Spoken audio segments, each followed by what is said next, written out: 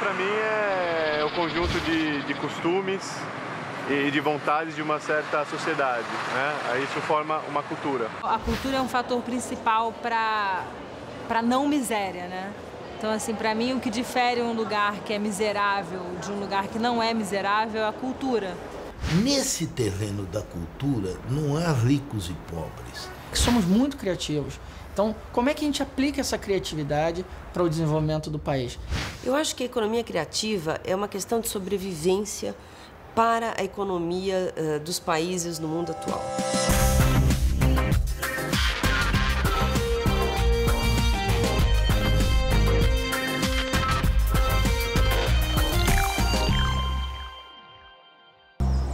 Se criatividade sempre foi importante, a gente inventou a roda, a gente descobriu o fogo.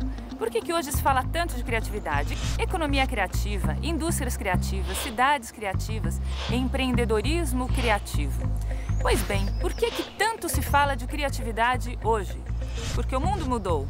Globalização, tecnologias digitais, as indústrias se locomovendo, a lógica econômica mudando e isso afetando a sociedade como um todo, afetando as nossas vidas. Criatividade hoje virou o centro da diferenciação dos produtos, dos serviços, das cidades e daquilo que a gente faz no dia a dia. E é exatamente isso que a gente vai discutir aqui. The ideas around the creative economy, which were initially called the cultural industries, and they were the industries of the imagination, like music, design, film, and so on, were always seen as quite relevant to the economy as a whole. But because they were seen as little fragments, like the design industry, the music industry, the performance industry, they were never really seen as very large.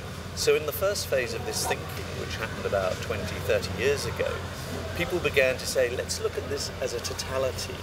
And what they saw was the connections between these industries in terms of the people. They often were part of the same projects. So, for example, a musician might have worked with a graphic artist who might have worked with a designer and so on. So the first thing is, initially people saw it as these sectors. Then there was another move going on in parallel, which was incredibly important in Europe, that the traditional industries were all declining. And people felt, what else have we got? And a very crucial moment in the UK, at least, was when they realised that the exports of the music industry were larger than those of the automobile industry, which Britain at that time was very well known for.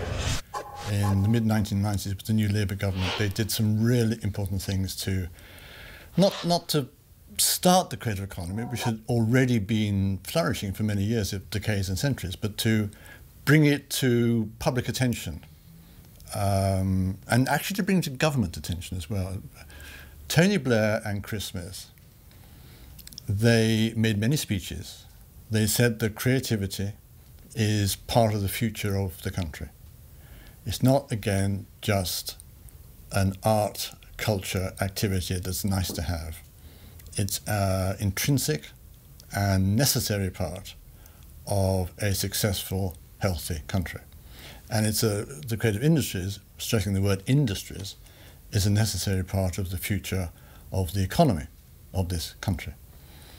And by saying that, just by promoting the idea, they sent a message to everybody. So I went to the government and I said, I've had this brilliant idea. And they said to me, do you know that we are now trying to invest in the creative industries? And I had never heard of the creative industries. So I'm thinking, no, I didn't know. Why are you doing this? And they said, the world is moving from a manufacturing-based economy to a knowledge economy. And in a knowledge economy, the most important thing is creativity. And they didn't know what that meant, but they thought that it meant they'd better start investing in the creative industries, in the arts to begin with, because they never had done. You know, there's a bit of money from the Arts Council, but nobody took anybody working in the arts seriously. Creative economy is all those sectors of life which in actual fact are based around creativity and ingenuity in terms of cultural production, creative production. So they range across the whole of the areas that we think about traditionally as the arts, so across performing arts, across music, opera, things of that sort, but also then into the whole range of things which sometimes we don't think about necessarily in terms of arts, but are very much about creativity. So things like advertising, which of course is linked very much to television and to film, but also into video games, which are perhaps new areas in terms of artistic endeavour and certainly are very important in terms of the creative industries. The creative economy is nothing entirely new. It's perhaps a new way of describing things that have always been happening. It's an abstraction of a set of activities that has been developed so that we can more appropriately support and nurture creativity as a resource and as a value adder for the overall economy, but it isn't something that's necessarily new. I think that the reason why it's seen as new is that it's enabled people to have a more tangible relationship with a range of activities, from the visual arts to film, to fashion, to music, to software, to games, etc. And it's enabled them to find ways of engaging with creativity as a direct provider of value to the economy, but also as a provider of more general value to the overall community or the overall society. There's been a lot of argument around the definition of creative industries, cultural industries, creative economy, experience industries. All these things in many ways occupy the same sort of space. What we're talking about when we talk about the creative economy or talk about creative industries are those things which are actually driven by human creativity. And the great thing about human creativity is that it's the only raw material that there is, which is found evenly spread around the world. I have three basic principles that guide my thinking about the creative economy.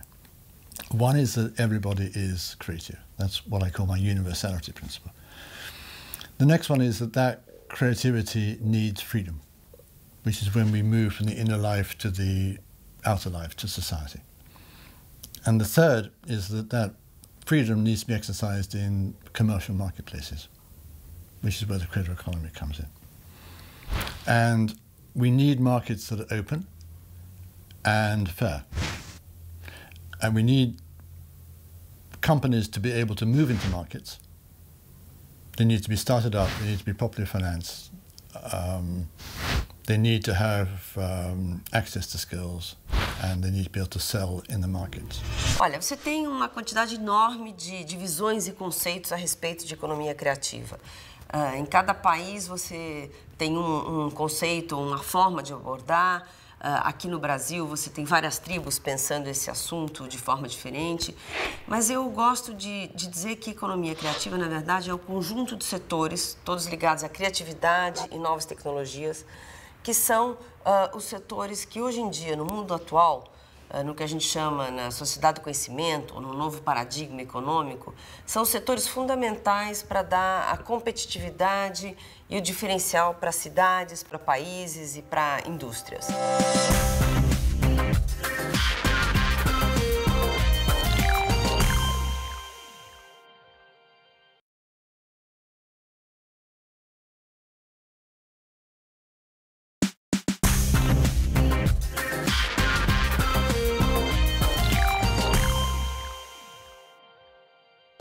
Quem não recebeu uma proposta de banco, de telefonia celular, de cartão de crédito, oferecendo exatamente o que já tem? Quem não chegou ao supermercado, comparou dois produtos, chegou à conclusão de que, na verdade, eles são a mesma coisa? Pois bem, o que diferencia hoje esses bens, esses serviços e as cidades onde a gente vive? Primeiro, a cultura desses lugares. O que é que existe de especial, de singular, que faz com que aquela cidade, com que aquele produto, com que aquele serviço seja diferente dos outros? E também tecnologia, também conhecimento. Economia criativa se baseia nos dois, cultura e conhecimento. É dessa junção que a gente vai falar agora. No passado, as empresas que tinham valor na bolsa eram as siderúrgicas, que tinham os altos fornos, né? As empresas automobilísticas, que tinham aquelas máquinas gigantescas e linhas de montagem. Ora, isso é insignificante comparado hoje ao valor da Microsoft, das grandes empresas, em que você pergunta, mas onde é que está a materialidade desse valor? Não existe, porque é intangível. É intangível, é alguma coisa que é apenas o conhecimento transformado em eletrônica, né? Transformado em aplicação à internet. Na verdade, você começa a ter um olhar diferente da escola tradicional de economia, né? Onde você tem produção, industrialização, comercialização e a lucratividade.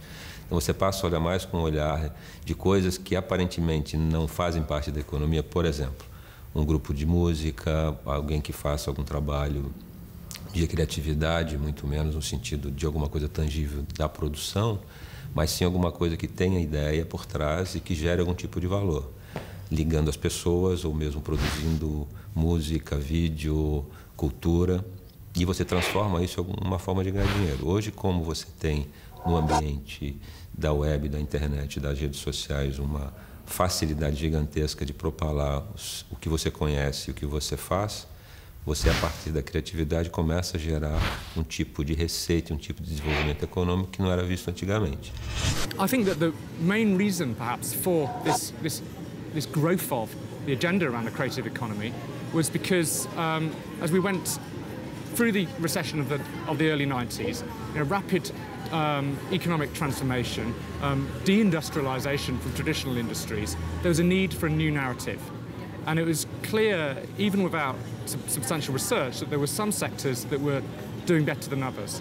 And there were some sectors that were eminently good news stories. And when you start to look at the thing that defined them or that connected them, it was actually something called creativity. Because all of the activities in the creative industries or the creative economy, they have at their heart creativity. Creative process, development of creative content, creative thinking, creative inner aspiration, all of those things. Always starts with the individual, and it starts with the individual looking around his world, her world, and seeing how it could be done better. It's looking at what a painter does, and they will try and represent reality or show reality or create an installation or do a video that has not been done before, and that, in their view, conveys a sense of reality that's not been conveyed before. And a filmmaker wants to make a film in a different way to anybody else making a film. I call that creativity. But that impulse, if it is developed further and becomes repeatable, then it becomes innovation. O último relatório da Unesco sobre a diversidade cultural, que é de 2009, ele tentou, inclusive, fazer um estudo estatístico de correlações existentes entre a diversidade e inovação, diversidade e criatividade.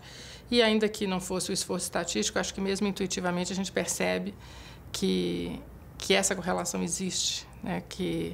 E a inovação e a criatividade são valores para a indústria cultural, para a produção cultural, mas são também valores para o desenvolvimento de outros segmentos da economia. Os setores de economia criativa dependem de um caldo de cultura que perpasse toda a sociedade com processos culturais, com processos de troca e de conexões muito intensos, muito exponencialmente auxiliados pelas novas tecnologias, fazendo com que os setores que antes eram marginalizados, como setores culturais, ou setores de ponta, ou setores de algumas tribos mais antenadas, passassem a ser básicos dentro